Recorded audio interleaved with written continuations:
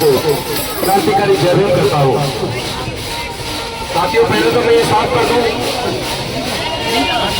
कि डॉक्टर रितु और डॉक्टर रतनलाल ये बेहद काबिल लोग हैं। बहुजन समाज के लोग तो ज्यादा काबिल हो जाते हैं तो भी लोगों को चुभने लगता है, लेकिन आप काबिल बनना जारी रखो। आपको ये समझना पड़ेगा कि ये सरकारें जुर्म करने वालों के खिलाफ कार्रवाई क्यों नहीं करती। दिल्ली के अंदर भारत को गौरव देकर ओलंपिक पदक जीतकर भारत का गौरव बढ़ाने वाली पहलवान बिटिया इतने लंबे समय तक जंतर मंतर पर धरना प्रदर्शन करती रही, लेकिन केंद्र सरकार ने कोई कार्रवाई नहीं की। जिस कार्रवाई की उम्मीद की जाती है नहीं की, तो क्यों नहीं की? कौन से ऐसे कारण है? ये केंद्र सरकार इतनी तानाशाह क्यों बन गई? पूरे देश के यूनिवर्सिटीज के अंदर आजकल बहुत तेजी से सिलेक्शन प्रोसेस चल रहा है। उनको लग रहा है 2024 में हारने वाले हैं। उससे पहले पूरे देश की यूनिवर्सिटीज में सारी पोस्टें भर दो। सारे आरएसएस के लोगों की भर्ती हो रही है। आपको मैं बता दूं, आपके वाइस चांसलर नहीं है। और जानते हो कारण क्या है? क्यों हर जगह कब्जे करते जा रहे हैं? क्यों आपकी जीत नहीं हो पा रही? इसका कारण समझना पड़ेगा। वो लोग कह रहे हैं कि तुम तो बचाओ धर्म को, तुम तो संभालो धर्म, हम संभालेंगे देश के सत्ता संसाधन और सारी संस्थाएं। तो तुम भाई सारे अब कावड़ में ले जाओ।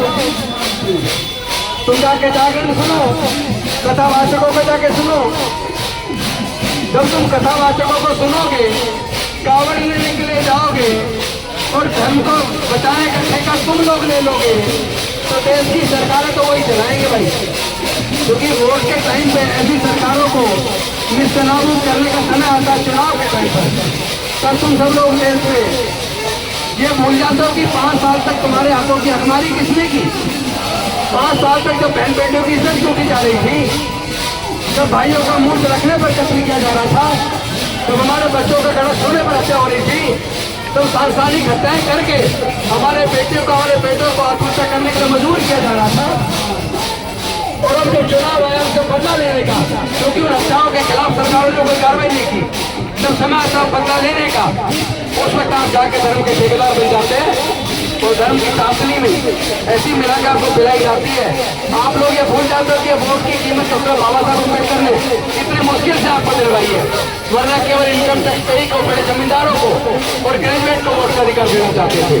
लेकिन हमारे लोग अपने वोट को 1000-2000 रुपए में, शराब की बोतल में, 10-20 किलो अनाज में अपने वोट को बेच देते हैं। आपको समझना पड़ेगा कि ये उत्पीड़न और अत्याचार क्यों चल रहा है। क्योंकि यह लड़ाई, ये लाठी गोली की लड़ाई नहीं है, ये लड़ाई विचारधारा की है। विचारधारा की लड़ाई को अगर जीतना है तो बुद्धि और विवेक से लड़ना होगा। केवल बुद्धि और विवेक से लड़ोगे तो आप जीत जाओगे, दूसरा कोई रास्ता नहीं है। एक तरफ अम्बेडकरवाद है, एक तरफ मनुवाद है। आपको तय करना पड़ेगा, आपको मनुवाद के रास्ते पर चलना है या अम्बेडकरवाद के रास्ते पर चलना है। अम्बेडकरवाद का रास्ता न्याय पर आधारित है, समता, स्वतंत्रता, बंधुता पर आधारित है। अम्बेडकरवाद के रास्ते में चल के आप आगे बढ़ोगे, आपकी तरक्की होगी, आपके बच्चे आगे बढ़ेंगे। और मनोवाद के रास्ते पर चलकर आप दोबारा से गुलाम बनेंगे। तो आप तय कर लो, आपको गुलामी स्वीकार है क्या? क्या आप चाहते हो आपके बच्चे गुलाम हो जाए? देश के सारे संस्थान उन्होंने पेश खाए, सरकारी नौकरियां बंद हो गई, पढ़ाई इतनी महंगी कर दी कि आपके बच्चों की पढ़ाई छिन गई है। हायर एजुकेशन में आपके बच्चों को, अपने बच्चों को अगर पढ़ाना है तो आपको अपने बच्चों की पढ़ाई पर कई लाख रुपए खर्च करना होगा। और लाखों रुपए खर्च करने की ताकत हमारे 99% SC, ST, OBC माइनॉरिटी लोगों के पास नहीं है। लेकिन आप समझ ही नहीं रहे हो, आप समझ ही नहीं रहे हो कि असली लड़ाई क्या है। आप समझ ही नहीं रहे हो कि डॉक्टर रितु को न्याय क्यों नहीं मिल रहा है। आप समझ नहीं रहे हो डॉक्टर रतनलाल जी का जिनको प्रमोशन को पहले हो जाना चाहिए था, इतनी काबिलियत होने के बावजूद उनको क्यों नहीं मिल रहा। आपको लड़ाई को समझना पड़ेगा। ये लड़ाई अम्बेडकरवाद बनाम मनुवाद है। लेकिन दुख इस बात का है, SC, ST, OBC और माइनॉरिटी के लोग, माइनॉरिटी के लोग उस तरफ नहीं है, पर SC, ST और OBC के लोग वही तो मनोवाद के पोषक है, वही मनोवाद को ताकत दे रहे हैं, वही इनको चुनाव जिता रहे हैं। वरना बताइए 12% लोग क्या कभी कोई चुनाव जीत सकते हैं? 88% की हार क्यों है? क्योंकि 88% एकजुट नहीं है। 88% लोगों की बहन बेटियों की इज्जत टूटती है, 28% लोगों के युवाओं का कत्ल होता है, 28% लोगों की बस्तियां जला दी जाती है। उसके बाद ये चुप्पी क्यों? फिर ऐसी जो 12% लोगों की ताकत इतनी मजबूत कैसे हो रही है? जो गुलामी का कारण क्या है? कारण से रुकना है क्योंकि हम सच को या तो जानते नहीं है, जान लेते हैं तो मानते नहीं है। और भी तो सांसद विधायक है, एक राजेंद्र गौतम यहाँ, बाकी लोग का क्या बाकी लोग नहीं है? क्या किसी को अपनी बहनों का दर्द दिखाई नहीं देता? किसी को अपने भाइयों की होती हत्याएं दिखाई नहीं देती? क्या ये उत्पीड़न किसी को नजर नहीं आता? हमें मिल के एकजुट होकर अपनी लड़ाई को लड़ना होगा। लेकिन ध्यान रहे, जब हम देखते हैं कि कारण क्या उत्पीड़न का, अगर डॉक्टर रितु के साथ उत्पीड़न हो तो उसका कारण क्या है? उसका कारण है जाति। अगर डॉक्टर रतनलाल के साथ उत्पीड़न हो तो उसका कारण क्या है? उसका कारण जाति। अगर जितेंद्र मेघवाल की हत्या हुई मूंछ रखने पर, उसका कारण क्या? कारण है जाति। अगर इंद्र मेघवाल की घड़ियां छूने पर हुई तो उसका कारण क्या है? कारण है जाति। अगर जाति जाति और जाति उत्पीड़न का कारण है तो इस जाति को खत्म कर दो। क्या हम जाति खत्म करने को तैयार हैं? क्या हम अपने आपस में जातिवाद नहीं करते? क्या ब्राह्मणवाद हमारे बीच में नहीं पनप गया? हम खुद मनवादी नहीं बन गए क्या? जब हम लोग जाति खत्म करने को तैयार नहीं है, अपनी बहन बेटी की शादी करते, अपने बेटे की शादी करते तो अपनी जाति ढूंढते। अरे काबिलियत देखो, जो आपकी बेटे की काबिलियत, आपके बेटे की काबिलियत है, वो काबिलियत देखो, जाति क्यों देखते हो? आपको कौन कह रहा है जाके आप शादी की डेट निकाले ब्राह्मण के पास जाए? उसके पास क्या काबिलियत है कि आपके परिवार में बड़े लोग नहीं है? आप आत्मनिर्भर बनो, अपने जीवन के फैसले खुद लो, बुद्धि और विवेक से लो।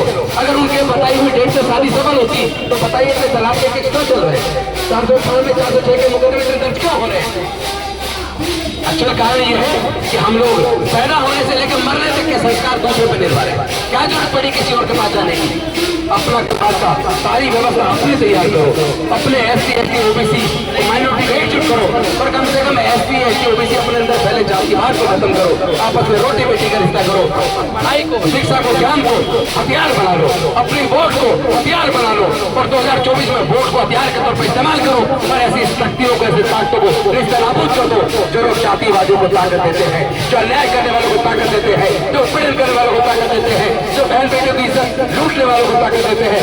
ऐसे लोगों को 2024 में सत्ता से पूरी इतनी दूर भगा दो, यानी 200 से भी नीचे सीट आनी चाहिए। उनको समझ आ जाना चाहिए ये उत्पीड़न सहने के लिए बहुजन समाज के लोग अब तैयार नहीं है। मैं साफ कह देना चाहता हूँ, अरे ये संगठन से दिक्कत नहीं है, संगठन तो बहुजन ये मनवादियों के भी बहुत सारे हैं, पर कम से कम जब उनका कोई मुद्दा होता है वो सारे संगठन मिलकर एकजुट होकर अपनी लड़ाई लड़ते हैं। मैं कहना चाहता हूँ और पूछना भी चाहता हूँ, अगर दलित के ऊपर उत्पीड़न होता है, किसी का अत्याचार होता है, आदिवासी का अत्याचार होता है, किसी OBC का अत्याचार होता है, माइनॉरिटी के साथ होता है, हम जितने मर्जी संगठन चला रहे हो, कम से कम अपने सामाजिक मुद्दे पे, अपने बहन बेटियों की इज्जत के लिए, अपने मान मर्यादा के लिए, अपने समाज के स्वाभिमान के लिए, तब तो कम से कम सारे संगठन एकजुट होकर लड़ो।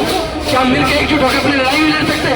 अरे अपने संगठन चलाते रहो, लेकिन समाज की इस लड़ाई को लड़ने के लिए अपने अपने संगठन के साथ, अपने बैनर झंडे लड़ने के साथ सब लोग एकजुट हो जाओ। हम एक लोग होंगे तो लड़ाई निश्चित तौर पर जीतेंगे, और मांगने से भीख मिलती है।